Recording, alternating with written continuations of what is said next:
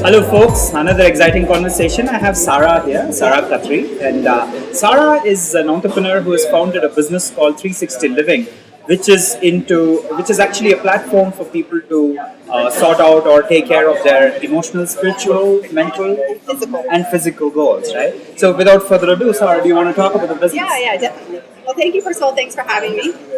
We're really excited about this new platform. We're excited about what we're doing. 360 Living is there to be your partner and help inspire you and empower you to reach those goals. Whether like as you mentioned, spiritual goals. A lot of people in India are looking for answers, are having questions and answers, and wanting to be more spiritual, wanting to understand how to pray and meditate better.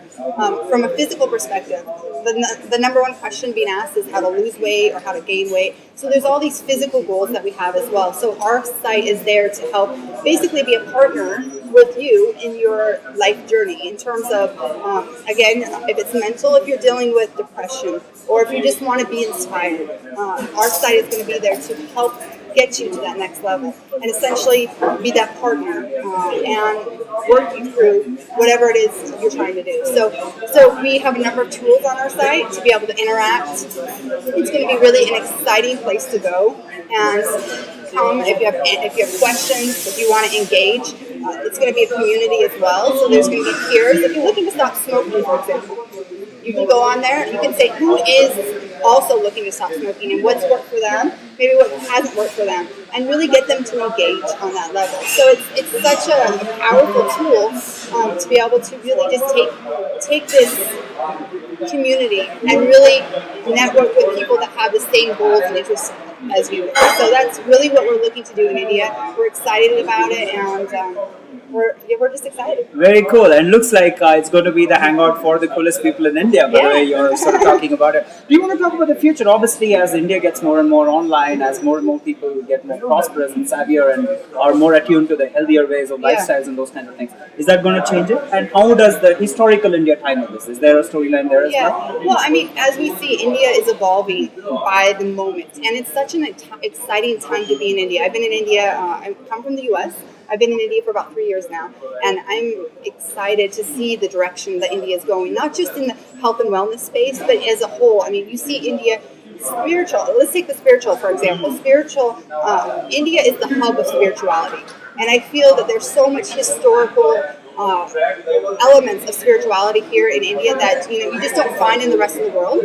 However, as the young people are coming up in India, they're losing touch of their spiritual roots, and they're losing touch of what's important and valuable from a spiritual perspective. Where our goal and our mindset is to enrich people and empower people to come back to their roots of spirituality, to come back to the basic foundation and say, look, I have maybe stepped away from certain elements of spirituality, meditation, and prayer. What does it mean in modern day India? What do these ancient beliefs mean in modern day India? And how do I implement them in my life today to actually be valuable? Because at the end of the day, it's about improving life. It's about improving the way you do things. And as India goes forward and becomes more technically savvy, and they become more enriched, and in a lot of ways influenced by the West, I feel that some of the roots of spirituality will be lost. And I think that's one of the things with our site and our company.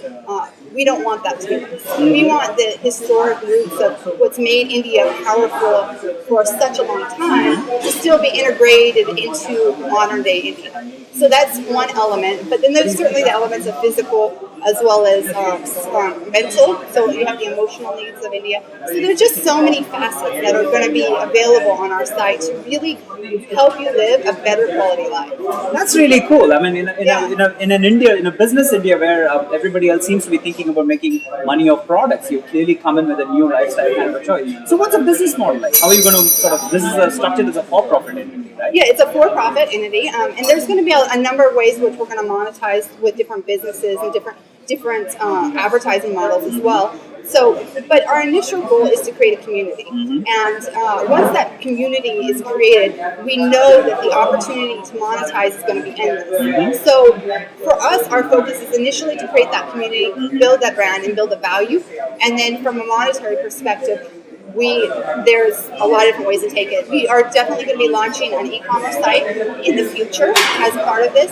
but it's just kind of taking it one step at a time. A lot of the e-commerce players are running themselves into the ground by paying exorbitant amount, getting one customer to transact on their site. So we believe that you take it from the reverse approach. Instead of paying 1,000 rupees to get one customer to buy a book on your site, we believe we give them something of value for them to come to your site and trust you and build something. And then at that point, we can figure out how to monetize. So that's kind of our approach, and we really are excited. We've got a lot of buzz and interest in the community. We're excited about where it's going and what it's going to do. Wonderful. And you're self-funded, are you, or is it like seed-funded?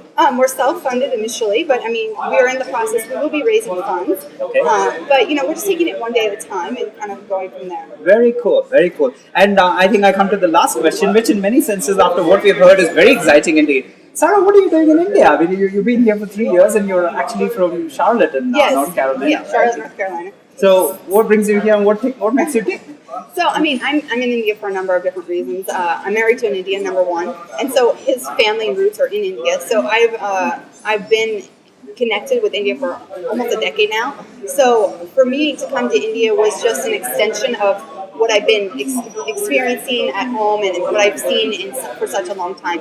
As well as the opportunity in India. The opportunities right now in India are just exploding, and I feel that to be involved and be here is an exciting time. So I'm excited about where it's going, and even for me, I have a personal interest in spirituality. So for me, there was a strong spiritual pull to India as well. So it's a combination of a number of things, and this is the second company I will have launched.